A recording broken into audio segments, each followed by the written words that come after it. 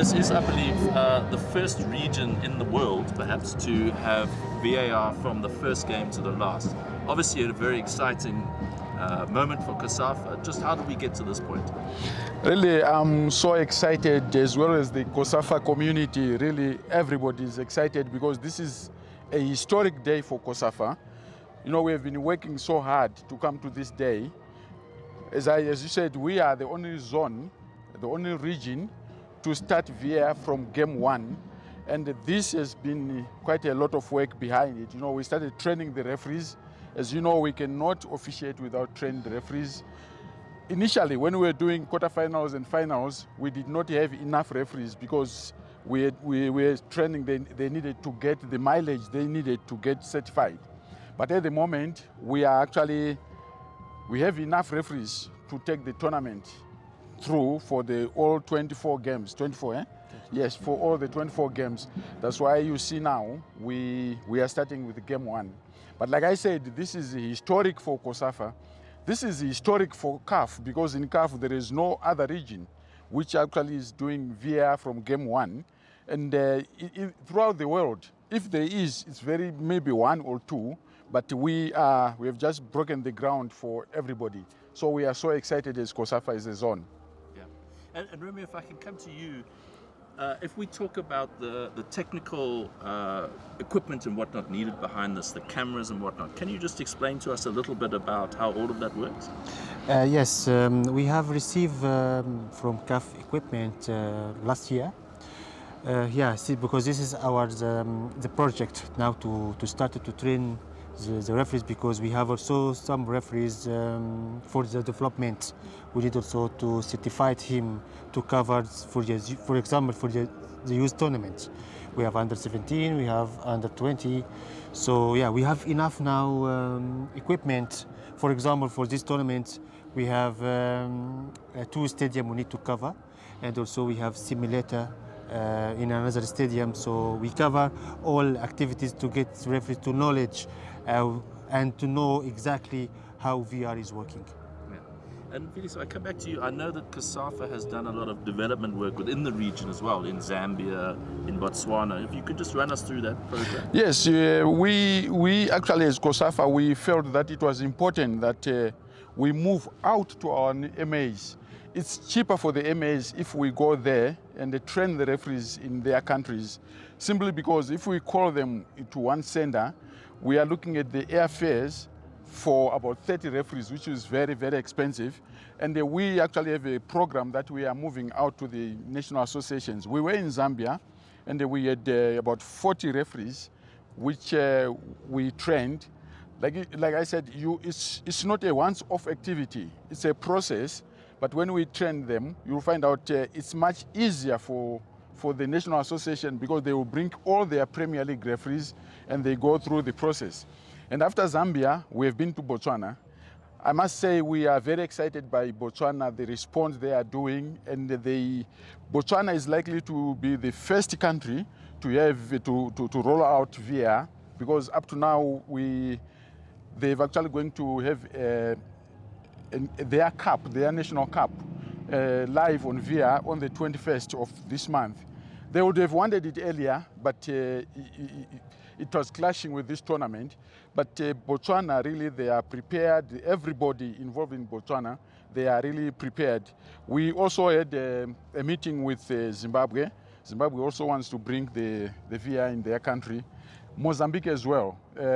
Mozambique, we actually delayed them because you remember we were waiting for our equipment. But the moment we actually have space, we'll then go back to Mozambique. So what we are doing is we are now moving to our national associations to try and cut the expenses of training. As you know, as COSAFA, we are just giving them training free of charge. They just cater for our domestic travel and accommodation. So this is the program we have. So we are going to be working quite extensively within the zone, moving to the zone rather than the zones coming to us. Back to you, if you could just explain, as Mr. Felix says, about having training in Zambia, for example. Yeah. Can you explain a little bit about what that entails? Obviously, there's training on the field, there's training in the simulator. Yes, can you just explain yeah, exactly. But let me start also for the very important point for our programs. We're not only to work with the referees.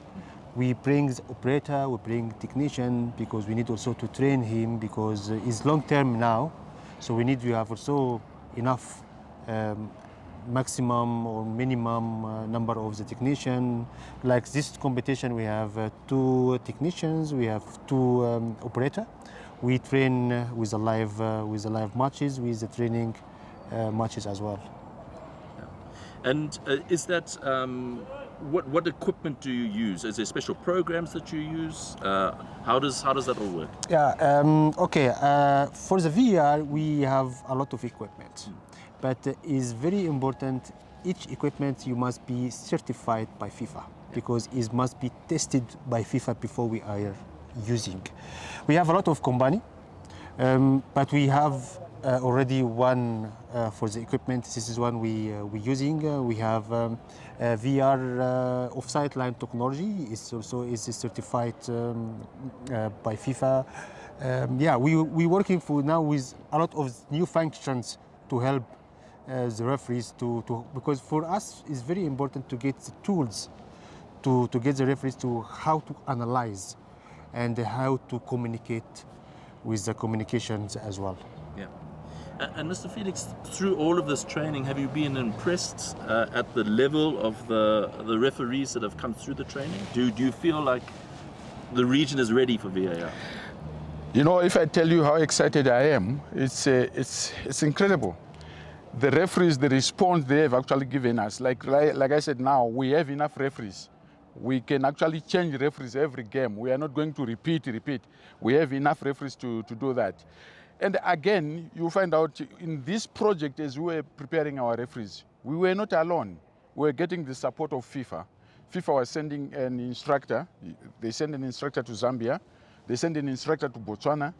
And up to yesterday, we had an instructor from FIFA who is helping us as well as CAF. They are also sending some technicians to help us in our, our training of our technicians. So you find out that the progress we have made, we started from zero ground. And even in this particular tournament, the referees we had certified referees, we had development referees, because we are actually looking at the development aspect of it.